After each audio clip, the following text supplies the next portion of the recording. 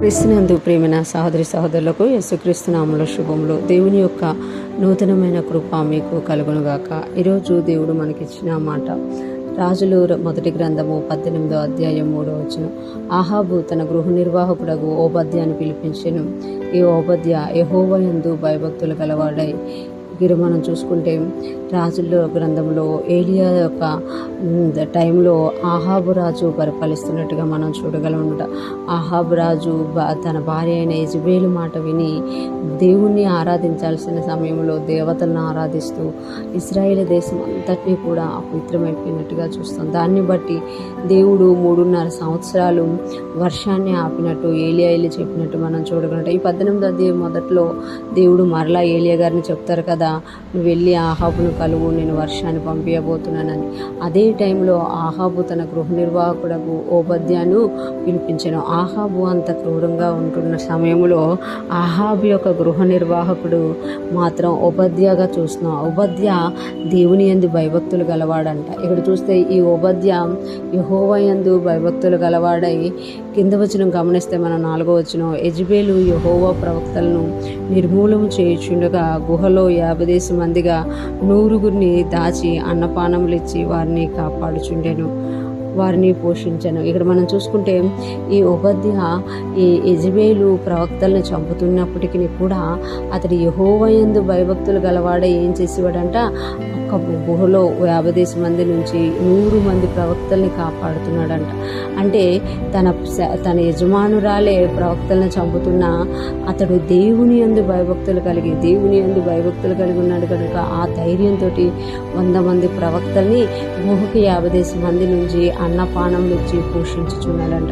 అంటే ఓబద్య ఎంత భయభక్తులు కలిగి ఉన్నాడో దేవుడిలో ఇక్కడ మనకి తెలియజేస్తుంది. మన జీవితంలో కానీ, మన చుట్టూ కానీ, మన దేశంలో కానీ ఏదైనా దేవునికి, రాజ్యానికి కానీ, దేవుని పిల్లలకి విరోధమైన శాసనం రూపింపబడ్డదనుకోండి, మనం ఏం చేస్తాము అంటే ఆ శాసనానికే భయపడతాం. మనకు ఎందుకు రిస్క్, మనం ఎందుకు వాళ్ళని పట్టించుకోవాలి అన్నట్టుగా అంటాం. కానీ ఓబద్య వాళ్ళ దగ్గరే ఉంటున్నాడు, వాళ్ళ దగ్గరే ఉద్యోగం చేస్తూ ప్రవక్తల్ని కాపాడుతున్నాడు. ఎందువలన కాపాడుతున్నాడు అని అంటే యెహోవా యందు భయభక్తులు కలిగి ఉండడం వల్ల. ఇక్కడ అదే మాట చెప్తున్నారు. ఈ ఓబద్య యెహోవా యందు బహుభయభక్తులు గలవాడై యెజబేలు యెహోవా ప్రవక్తలను నిర్మూలన చేయుచుండగా గుహలో 50 మందిగా 100 దాచి అన్నపానములు ఇచ్చి వారిని పోషించను. 1 సంవత్సరం కాదు, 2 సంవత్సరాలు కాదండి, 3.5 సంవత్సరాలు కరువు వచ్చి ఉంటే అప్పటి నుండి కూడా ఆమె చంపుతూనే ఉంటే, ఇంక మనకు 3.5 సంవత్సరాలు వర్షము గురించే రాయబడింది. కానీ ఆమె ఎప్పటి నుండి చంపుతుందో తెలియదు. అప్పటి నుండి కూడా ఆయన పోషిస్తున్నాడంట. 100 పోషించడం అంటే మాటల, అది కూడా కష్ట పరిస్థితుల్లో. ఒకవేళ ఓబద్య అది చేస్తున్నాడని తెలిస్తే ముందు యెజబేలు ఓబద్యానే చంపేస్తుంది. కానీ అతడు దేవుని యెహోవా యందు బహుభయభక్తులు గలవాడంట. ఎవరైతే అధికంగా దేవుని కొరకు చేయాలనుకుంటారో వాళ్ళు పరిస్థితుల్ని చూడరమట, దేవుణ్ణి చూసి ముందుకెళ్ళిపోతారు. దేవుణ్ణి చూసి ముందుకెళ్తారు కాబట్టి వారు ఆశీర్వదింపబడతారు అని ఇక్కడ మనకి తెలియచేయబడుతుంది. దానియేలు గారు కూడా మరణ శాసనము రాయబడి ఉందని తెలిసినా కూడా ఆయన యెరూషలేము చుట్టూ కిటికీలు తెరిచి యథాప్రకారంగా ఆయన ముమ్మారు ప్రార్థించారట.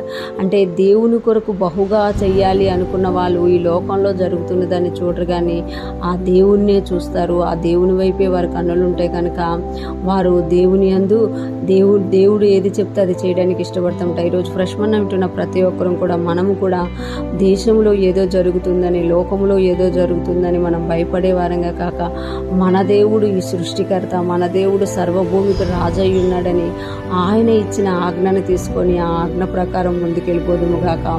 ఆ మాటల ప్రకారం జీవిస్తూ దేవునికి మహిమకరంగాను, ఈ లోకంలో ఉన్న వారికి ఆశీర్వాదకరంగాను ఉండుముగాక. ఆమేన్.